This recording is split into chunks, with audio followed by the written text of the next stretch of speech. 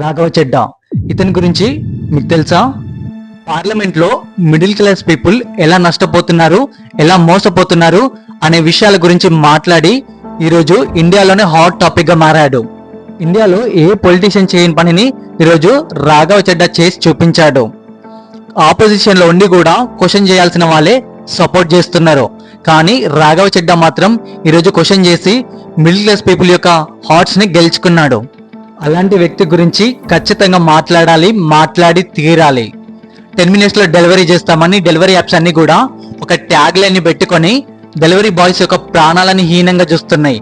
అలాంటి సమయంలో రాఘవ చెడ్డా బయటకు వచ్చి వాళ్ళ ప్రాబ్లమ్స్ ని తెలుసుకొని వాటికి సొల్యూషన్స్ గా ఈరోజు పార్లమెంట్ లో మాట్లాడి వాటిని బ్యాన్ చేయించాడు. సేమ్ అలాగే ఒక సామాన్యుడు ఎయిర్పోర్ట్ లో 10 రూపాయల వాటర్ బాటిల్ ని 100 రూపాయలు పెట్టి కొనాలంటే 100 సార్లు ఆలోచిస్తున్నాడు. అలాంటిది 20 రూపాయల ఛాయ్ ని 250 రూపాయలు పెట్టి ఎలా కొనగలుగుతాడు? దీన్ని కూడా పార్లమెంట్ లో ప్రశ్నించి ఈరోజు వాటన్నిటి ప్రైస్ ని తగ్గించగలిగేటట్టు చేయగలిగాడు. ఇప్పుడు ఎయిర్పోర్ట్ లో ఆ వాటర్ బాటిల్ 10 రూపాయలకి దొరుకుతుంది, ఛాయ్ 20 రూపాయలకి దొరుకుతుంది. అలాగే మన మొబైల్ రీఛార్జ్ అయిపోతే మన అవుట్ గోయింగ్ కాల్స్ అయితే వెళ్ళకపోయినా నో ప్రాబ్లం, కానీ వచ్చే ఇన్కమింగ్ కాల్స్ ని కూడా ఆపేస్తున్నారు. ఇది ఎంత ప్రాబ్లమేటిక్ అవుతుంది? జనాలు ఏదైనా ఇంపార్టెంట్ ప్రాబ్లంలో ఉన్నప్పుడు వాళ్ళకి ఏదైనా కాల్స్ వెళ్ళాలన్నా ఏదైనా కాల్స్ రావాలన్నా కూడా చాలా ప్రాబ్లం అవుతుంది. ఏదైనా ఓటీపీలు, ఏదైనా ఎమర్జెన్సీ బ్యాంక్ డబ్బులు విత్డ్రా చేసేటప్పుడు కానీ డిపాజిట్ చేసేటప్పుడు కానీ ఏదైనా ఓటీపీలు అవసరమైనా, ఇన్ కేస్ ఏదైనా ఎగ్జామ్స్కి అప్లై చేస్తున్నప్పుడు ఓటీపీస్ అవసరమైనా ఎంత ప్రాబ్లం అవుతుంది జనాలకి.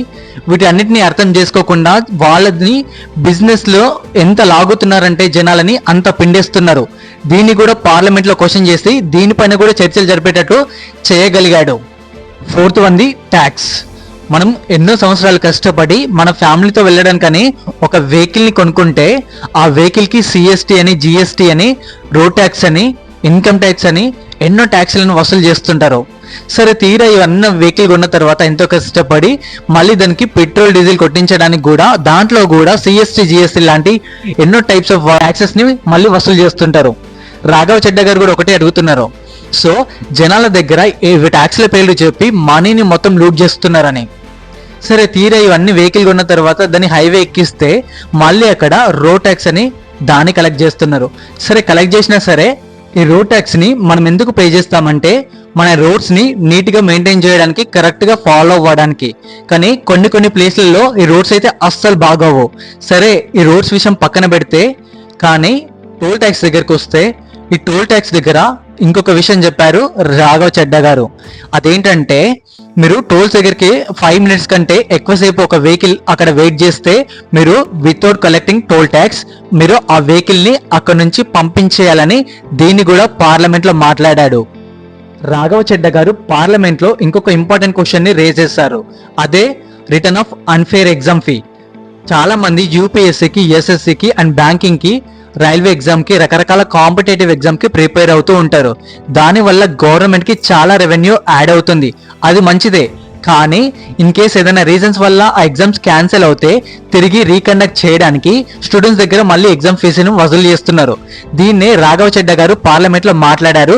మీరు దాన్ని రిఫండ్ చేయాలి. తిరిగి రిఫండ్ చేయడం వల్ల స్టూడెంట్స్ దగ్గర వాళ్ళ అకౌంటబిలిటీ ఇంక్రీజ్ అవుతుంది, కష్టపడ్డందుకు వాళ్ళ యొక్క రెస్పెక్ట్ ని పెంచిన వాళ్ళం అవుతామని. Last one right to recall. ప్రజలు ఎంచుకున్న రిప్రజెంటేటివ్ ని తిరిగి ప్రజలే దింపడానికి యూజ్ చేసే పవర్. మనకు మంచి చేస్తాడు, మన సమస్యలన్నీ తీరుస్తాడు అని మనం ఒక లీడర్ని ఎంచుకుంటే రేపొద్దున ఆ పదవిని యూజ్ చేసి, ఆ పదవిని మిస్యూజ్ చేసి ఎలాంటి తప్పు పని చేసినా మనం అతన్ని డిస్మిస్ చేయడానికి మన దగ్గర ఎలాంటి పవర్స్ లేవు. సో మనకి ప్రజలకి తిరిగి పవర్స్ ఇవ్వమని పార్లమెంట్ లో మన గురించి రాఘవ చెడ్డా గారు రైట్ టు రీకాల్ అనే పవర్ ని ప్రజలకు ఇవ్వాలని అడిగారు. మన దేశంలో రేషన్ తీసుకోవాలన్నా, గవర్నమెంట్ స్కీమ్స్ తీసుకోవాలన్నా, ఆఖరికి పెన్షన్ తీసుకోవాలన్నా కూడా బయోమెట్రిక్ అనేది కంపల్సరీ. కానీ అన్నిటికీ బయోమెట్రిక్ అనేది మీరు మెయింటైన్ చేసి మీరు ఓటింగ్కి, ఎలక్షన్స్లో మాత్రం ఓటింగ్కి బయోమెట్రిక్ని మెయింటైన్ చేయకుండా ఏం చేస్తున్నారు? సో దీన్ని కూడా మీరు ఇంప్లిమెంట్ చేయాలి, బయోమెట్రిక్ సిస్టమ్ని తీసుకురావాలని పార్లమెంట్లో రాఘవ చెడ్డా గారు ప్రశ్నించారు. ఇవన్నీ కూడా మన మిడిల్ క్లాస్ పీపుల్ని బేస్ చేసుకొని రేజ్ చేసిన క్వశ్చన్సే. మీరేమంటున్నారు? మన ఇండియాకి ఇలాంటి లీడర్స్ అవసరమా లేదా? కింద కామెంట్ చేయండి. ఇన్ కేస్ మన ఛానల్ని ఎవరైనా సబ్స్క్రైబ్ చేసుకోకపోతే ఇప్పుడే సబ్స్క్రైబ్ చేసుకొని పెట్టుకోండి, లేదంటే మీరు మళ్ళీ నన్ను చూడలేరు.